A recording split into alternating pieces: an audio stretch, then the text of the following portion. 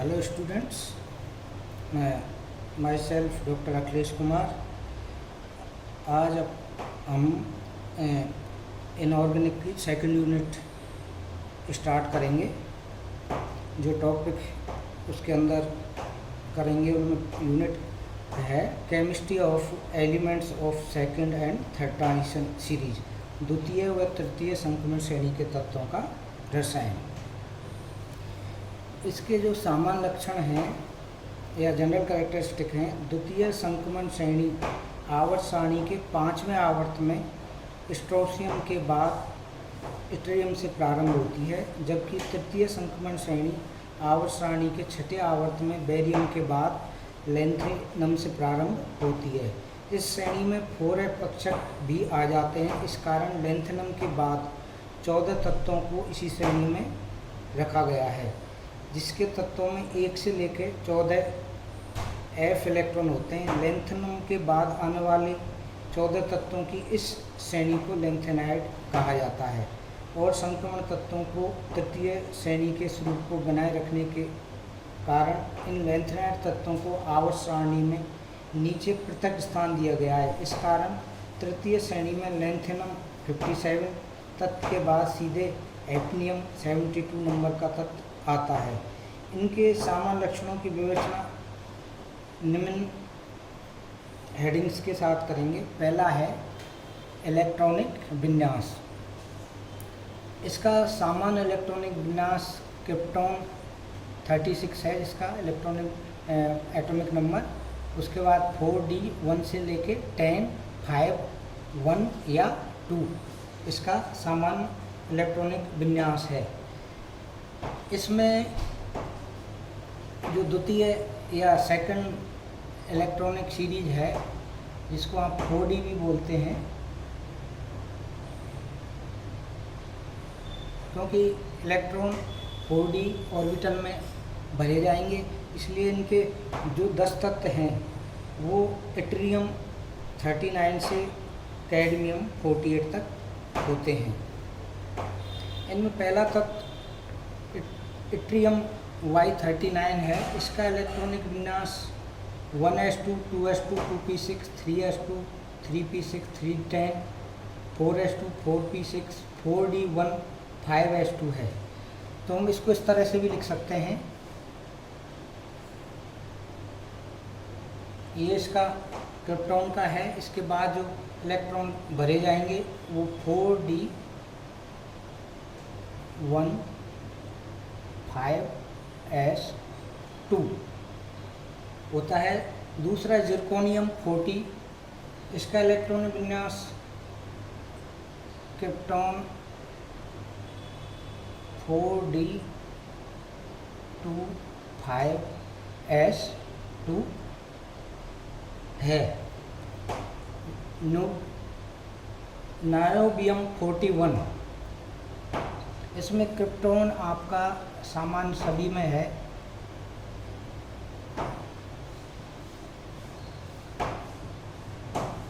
इसको सामान्य रूप से सभी के साथ लिखना है और उसके बाद D और S इलेक्ट्रॉन की स्थिति को अपने को प्रदर्शित करना है।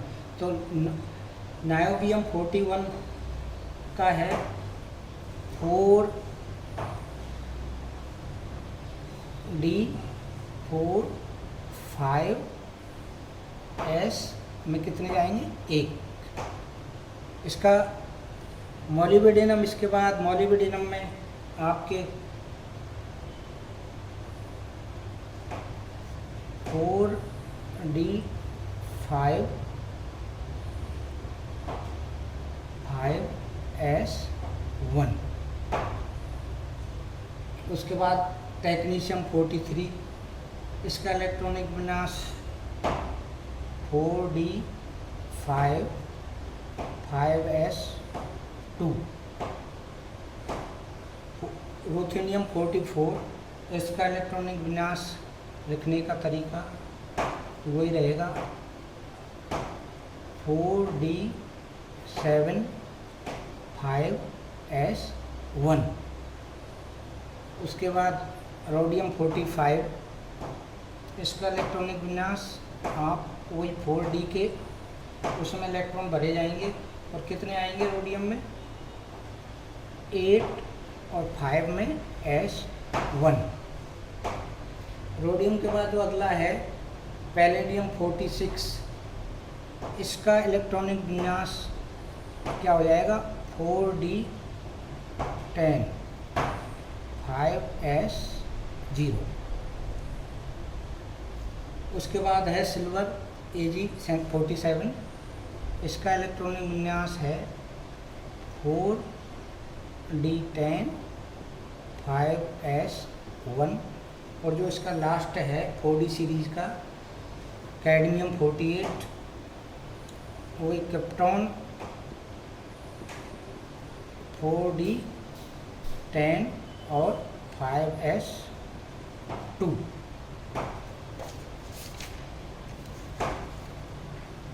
उपयुक्त श्रेणी में मोलिब्डेनम और सिल्वर के विन्यास में आप देखोगे कि एक तो मोलिब्डेनम है जो कि ये है, और दूसरा सिल्वर Ag।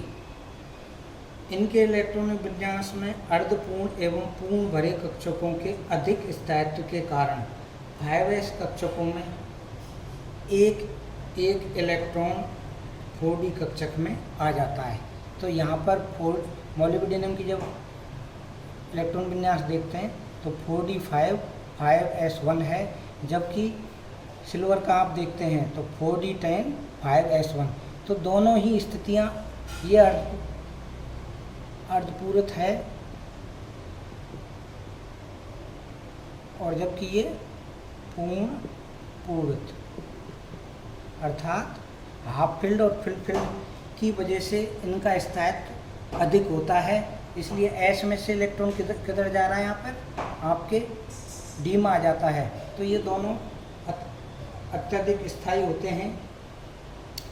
इन दोनों जो 4d सीरीज है इसमें आपके एक थोड़ा सा पैलेडियम का भी डिफरेंट है कि D में 4d10 और जबकि S में क्या एक भी इलेक्ट्रॉन नहीं है। तो ये भी पूर्ण पूरित का स्थायित्व अधिक होता है, इस वजह से इसका वो ज़्यादा स्थायी होगा।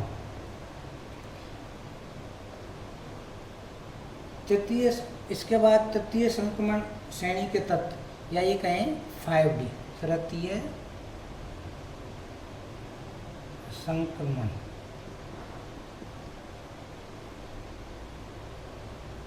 श्रेणी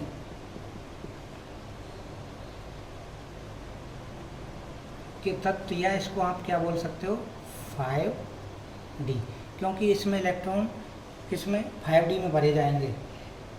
तो तृतीय संक्रमण श्रेणी के तत्वों का प्रथम सदस्य लेंथेनम के बाद 14 ऐसे तत्व आते हैं जिन्हें लेंथेनम के बाद आने के कारण एक सामान्य नाम लेंथेनाइड दिया गया है।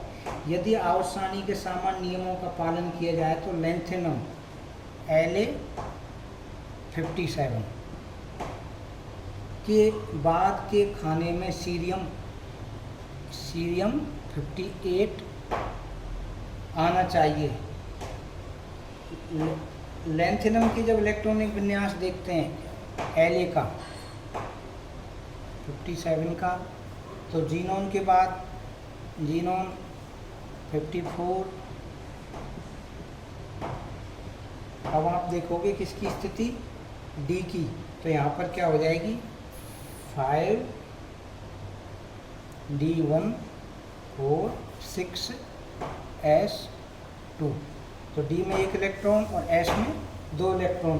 तो 5d कक्षक में एक इलेक्ट्रॉन के आते ही 4f कक्षकों का ऊर्जा स्तर इससे कम हो जाता है, जिससे आने वाला 58 यानी सीरियम का जो इलेक्ट्रॉन है वो 5d में ना जाकर 4f कक्षक में जाता है, और साथ ही 57वां इलेक्ट्रॉन भी 5d कक्षक से 4f कक्षक में चला जाता है। अतः तत्व क्रमांक 58 सीरियम का विन्यास क्या हो जाएगा, अलग हो जाएगा।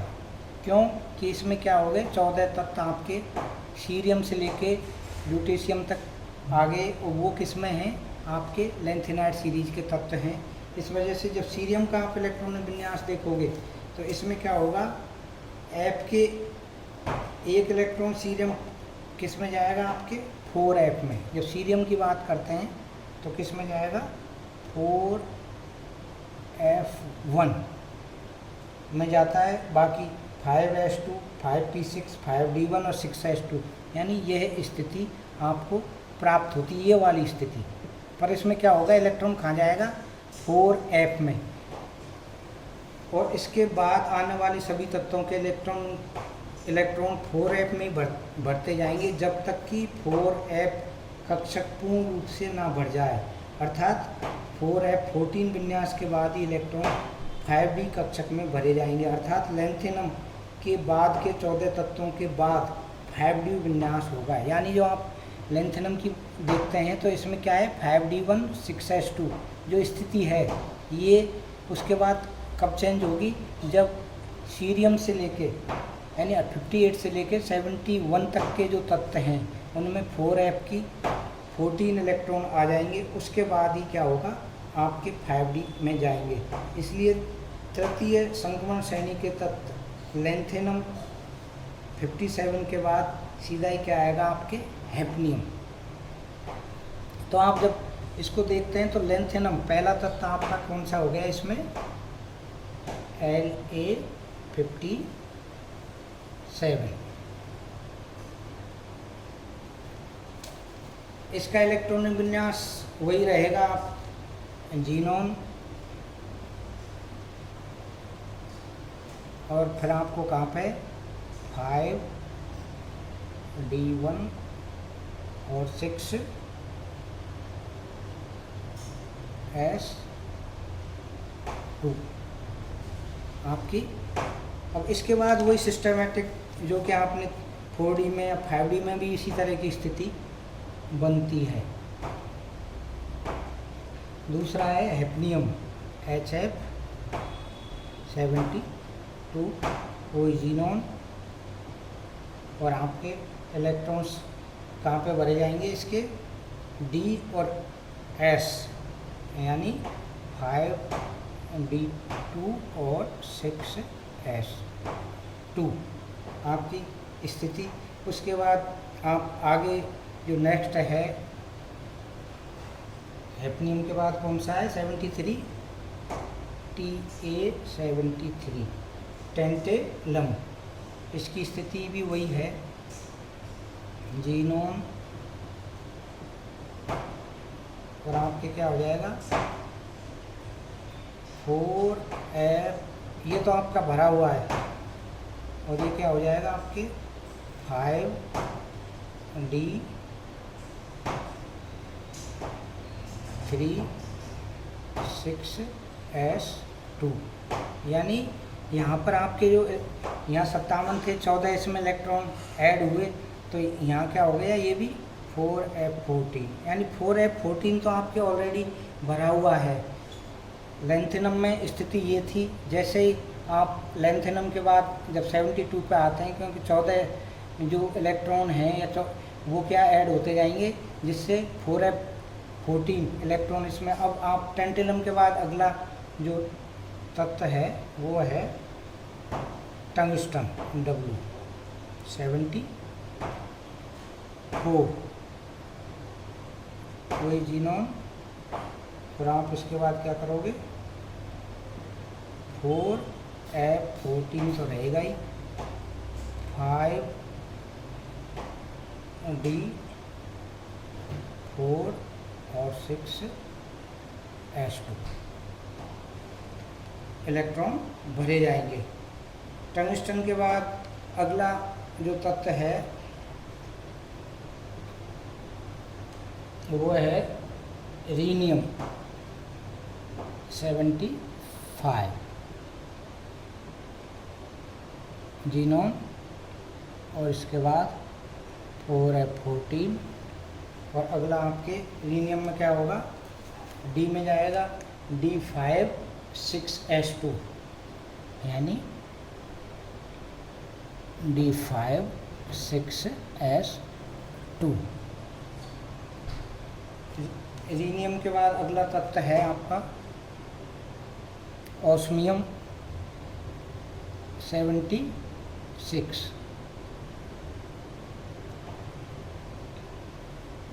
जीनोन के बाद हुई आपके 4F14 5D। 5D में कितने जाएंगे? आपके इलेक्ट्रॉन की स्थिति है वो होगी 6 और 2। अगला आपके ऑस्मियम के अगला है IR इरिडियम 77। इसकी स्थिति भी बिल्कुल ज़्यादा चेंज होने वाली नहीं है। 4F14 5D7 6S2। इरिडियम के बाद प्लेटिनम PT78,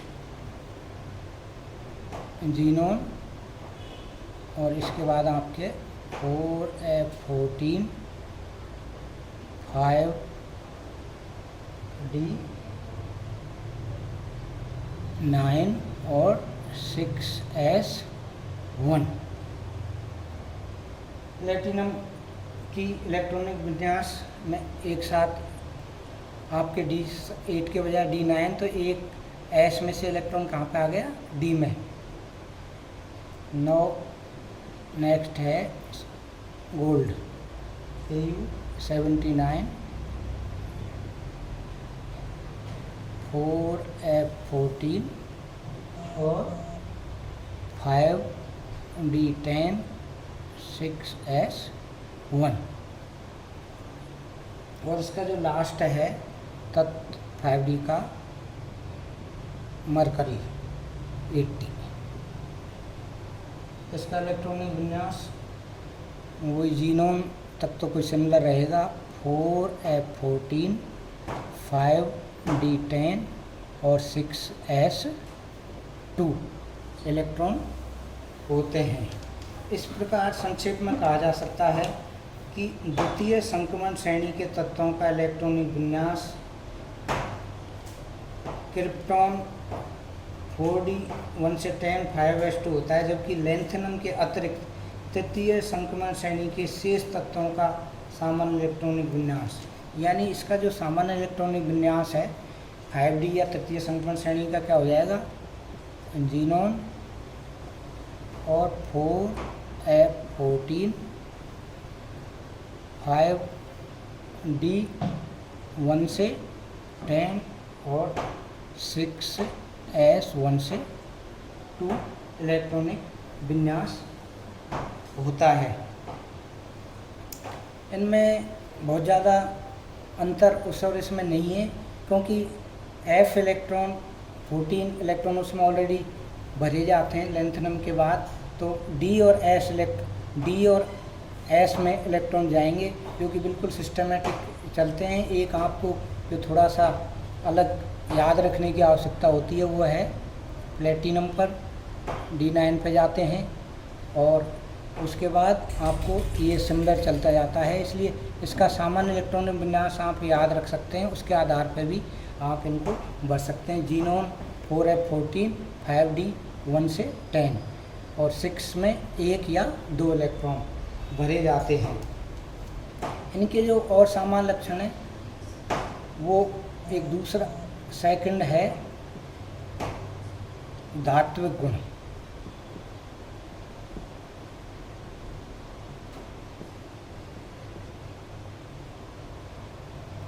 समस्त संक्रमण तत्व धात्विक होते हैं और उसमें ऊष्मा तथा विद्युत की चालकता, धात्मिक चमक, कठोरता, मजबूती, मरकरी इसमें एक एक्सेप्शन है, एवं अगाध वर्धितता का गुण होता है, और ये अन्य धातुओं के साथ एलॉयज या मिश्र धातु बनाते हैं।